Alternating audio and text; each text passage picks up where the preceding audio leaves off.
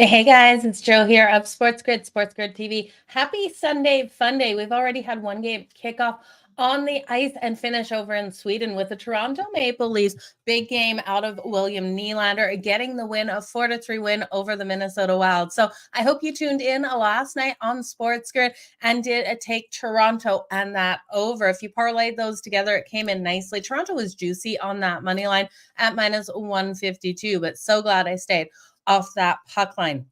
You guys, we've got 4 games left on the slate. James, big shout out to you. Thank you for being here. And we are going to get into the Chicago Blackhawks game right away here with the Buffalo Sabres. So looking at this one, current odds over on FanDuel, you guys know that. Let me just pull them up here. It's Sunday. You guys have got so much going on. My hat is kind of looking funny on my head. Sorry about that. Let's look at the Buffalo Sabres. This is the later game, but I really want to talk about this one. Buffalo Sabres, Chicago Blackhawks here. We've got the Sabres rolling in as a favorite, minus 184. Total 6.5, juice to that over at minus 122. The Chicago Blackhawks, if you think they can pull off the win, plus 152 here on their home ice. You guys know I love a home dog. Looking at the goaltending matchup right now, Levi is expected in net for the Buffalo Sabres. He hasn't been as trustworthy as I would have thought he would have been this season. He's got a 3.65 goals against average. Peter Moretz is confirmed in net for the Chicago Blackhawks. You've always got to love an early goalie confirmation, especially when we have so much going on. So I do appreciate that with the Chicago Blackhawks. He's got a 2.86 goals against average. Now, both of these teams have been struggling to hit those 3 goals per game, but we know Chicago, when they get hot, those goals come raining in. And this is a team that is young and scrappy and can hang with any team. I really love what we've seen out of Corey Perry. We got him the last time for that anytime goal. That was at plus 420. Corey Perry, again, for the Chicago Blackhawks, is at plus 420. And I do think with Levi expected here, he can hit him and he can hit him hard. Now, you know, I love Connor Bedard here as well. His anytime goal is juicier though. Well, not juicier. It's still plus 150, but it's kind of like you're getting a plus 420 for Corey Perry or plus 150 for Connor Bedard. Connor Bedard is an instant bet for that anytime goal for me. I'm wondering at what point he becomes like Connor McDavid, Connor McDavid last season, where it was like minus 110, minus 120 for that anytime goal, because Connor Bedard really is that good. So I'm expecting this game to be a high scoring one, you guys. The Sabres have struggled in Chicago, and I do think the Chicago Blackhawks and the Buffalo Sabres both are on a downward slide right now. Both teams have lost their last 3. So give me the home dog here. I do like the Blackhawks to win straight up on the money line, plus 152. But I think they get off to the hot start. And that's where I really like this game. The hot start here for the Chicago Blackhawks, money line in that first period coming in at plus 132. So I'm going to be hitting that there. I do think this one goes over that total 6.5, 4-3 style game. It could go to overtime, but maybe not. I could see that empty netter coming and it being a 5-3 style win here for the Chicago Blackhawks. Now, give me the over 6-2 in the last 8 meetings. And then looking at who I think would score for the Buffalo Sabres, not as good as value on them, but Jeff Skinner for the anytime goal at plus 150 and Alex Tush here at plus 180. The Chicago Blackhawks allow those shots to come in, but Peter Moretz is the stronger goaltender in this situation.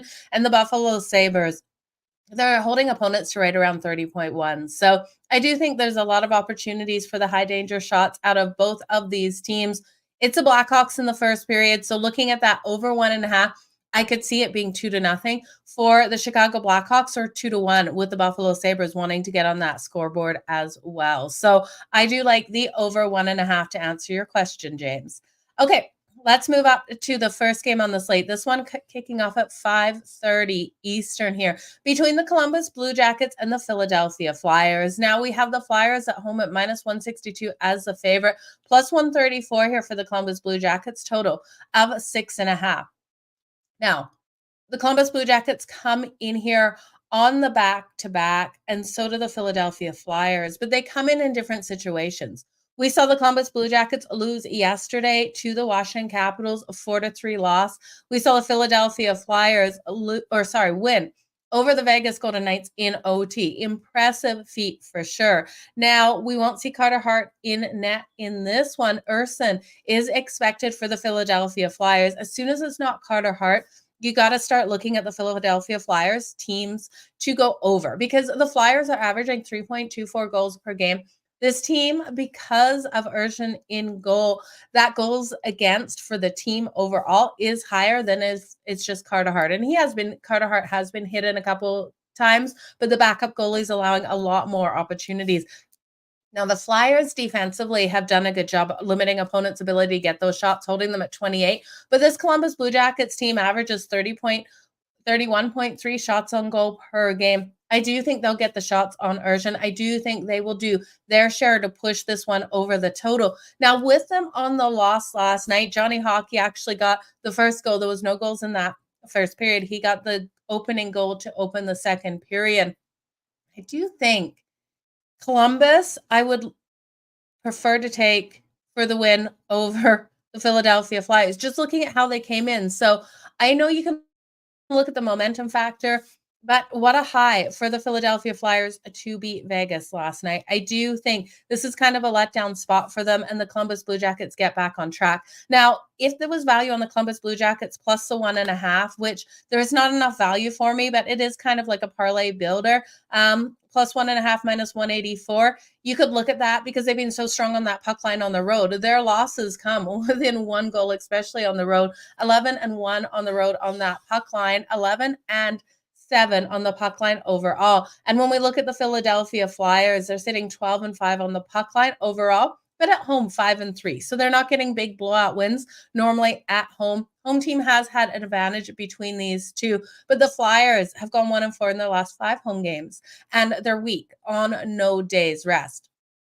The Blue Jackets are in the same situation. They're weak on the lack of rest, especially in the 4-6 situation, going 0-4 in their last 4 in the 4-6 situation. So we will see tired legs out of both of these teams. For me, tired legs equals goals. I expect this one to cruise over that total of 6.5. We need Columbus to do their share. But like I said, the Columbus Blue Jackets, I do think could get a lot on Urgent here. They've lost their last 8. This team is absolutely desperate to get the wins. Desperate teams make mistakes, so those goals are coming. The over has hit 16 in the last 21 meetings in Philly. One of those has been a push. 4 have gone over, and 4 of the last 5 meetings have hit that over. So give me the over, favorite bet of this game. The Vegas Golden Knights and the Pittsburgh Penguins are also in action this afternoon. This one kicking off at 6:10 Eastern. We got a total 6.5 minus 114 to the over, minus 106 to the under right away. That under is screaming at me. Minus 125 here for the Vegas Golden Knights, plus 104 for the home dog in the Pittsburgh Penguins. Now, if you think a big win here for the Vegas Golden Knights, minus 1.5 at plus 190. No value on the Pittsburgh Penguins plus the 1.5. I got to look here at this one staying under the total. Hill is confirmed in net for the Vegas Golden Knights, and Hellberg here for the Pittsburgh Penguins. Now, we look at the Penguins, and this team was rolling so hot, but they have lost their last 2. They lost yesterday to the Carolina Hurricanes, Florida to their inability to get things going and tie that one up. I really did think that team would be able to compete with the Canes, especially with what we've seen out of them offensively. But in these last 2 losses, the offense hasn't been making things go. So I am looking for a strong bounce back out of them here. I look at Vegas.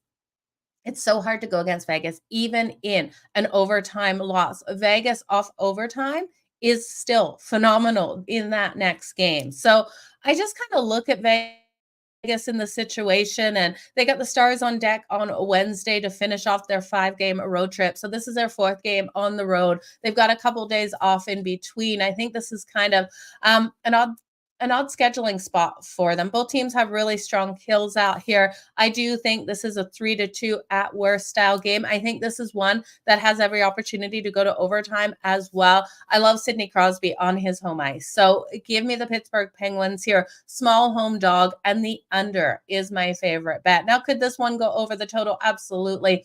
But you look at the Vegas Golden Knights playing on 0 days rest. Their defense absolutely locks down 6-2-1 in their last 9, playing on 0 days rest to that under, and also on the back-to-back situation. And then the 4 and 6 day situation, they're 5-2-1 to that under. The Pittsburgh Penguins, the same sort of thing, looking at them in that 3 and 4 day situation, going 6-1 to that under, and 6-1 in their last 7 in a 4 and 6 day situation. So I do think the lockdown is coming on both defensive sides of the puck. You got to count on your goaltenders here to make a huge impact.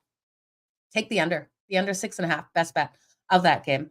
Okay, we talked about the Buffalo Sabres and the Chicago Blackhawks. So the last game on deck tonight, 8 p.m. Eastern, we have the St. Louis Blues taking on the Anaheim Ducks. Now, could this get any uglier here? I think it's really ugly with the St. Louis Blues, minus 105, minus 114 for the Anaheim Ducks. Why aren't they bigger favorites? It kind of scares me. Total 6.5, plus 100 to the over, minus 122 to the under.